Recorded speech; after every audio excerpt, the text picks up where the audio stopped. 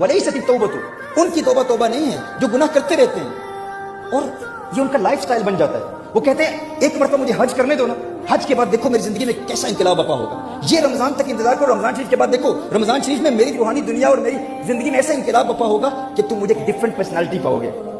यार फला लड़की से मैं बात कर रहा हूँ, एक मरतबा मुझे उसके पास जाने दो, एक मरतबा मैंने ख्वाहिशात की तकमील कर दी, उसके बाद देखो मेरी जिंदगी में कैसी तब्दीली पैदा होगी।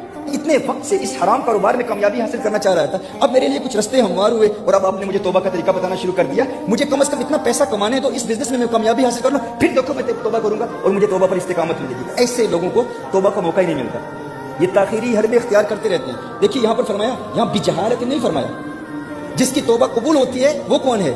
फरमाया वो लोग जो तौबा करते हैं, पहले गुनाह करते हैं, किस वजह से? गफलत की वजह से, जहालत की वजह से।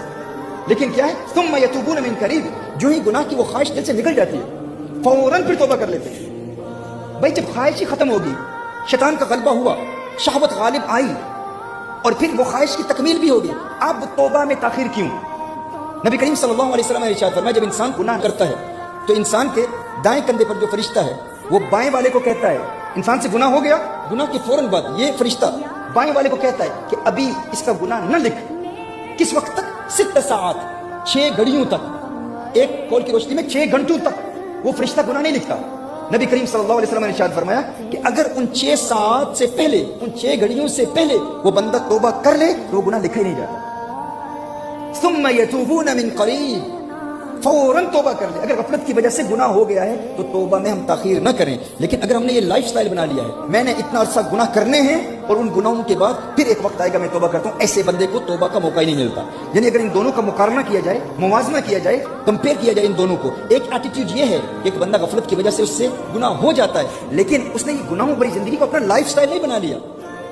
वो ये नहीं कहता कि मैं 1 साल गुनाह करूंगा, ये लाइफ स्टाइल रहेगा, उसके बाद मैं तौबा करूंगा, देखो फिर मेरी जिंदगी में कैसा इनकलाब बपा होगा। नहीं, जो ही गुनाह हुआ वो ख्वाहिश उसकी तकमील हो गई, उसके बाद वो फौरन अल्लाह की जानिब रुजू करता है, तौबा कर लेता है। और जब भी तौबा करता है वक्ते तौबा उसका कोई इरादा नहीं होता कि मैं आइंदा गुनाह करूंगा। अपने आप को आमादा कर लेता है, या अल्लाह आज के बाद तेरे करम से मैं ये गुनाह हरगिज नहीं करूंगा। जब उसका इरादा उस वक्त पुख्ता होता है तो फिर अगर बाद में फिर भी गुनाह हो गया, फिर तौबा कर ली तो अल्लाह ताला माफ फरमा देगा। ऐसा शख्स जिंदगी भर गुनाह करता भी रहा, लेकिन ये गुनाहों भरी जिंदगी उसका लाइफ स्टाइल नहीं था। दूसरी जानिब एक ऐसा शख्स है जिसका लाइफ स्टाइल है कि वो गुनाह करेगा। ऐसा शख्स अगरचे गुनाह के कम मौके मिलते हों, कम गुनाह करता हो, क्योंकि इसने लाइफ स्टाइल बना लिया है कि मैं इतना अरसा गुनाह करूंगा फिर उसके बाद तौबा करूंगा। ऐसे बंदे को गोया कि तौबा का मौका ही नहीं मिलता। हत्ता इज़ा हदरा अहदहुमुल मौत क़ाल इन्नी तुब्तु अलआन, यहाँ तक कि मौत आ जाती है फिर वो कहते हैं अब मैं तौबा करूंगा, उसके वक्त उस वक्त फिर उसकी वो तौबा कबूल ही नहीं होती।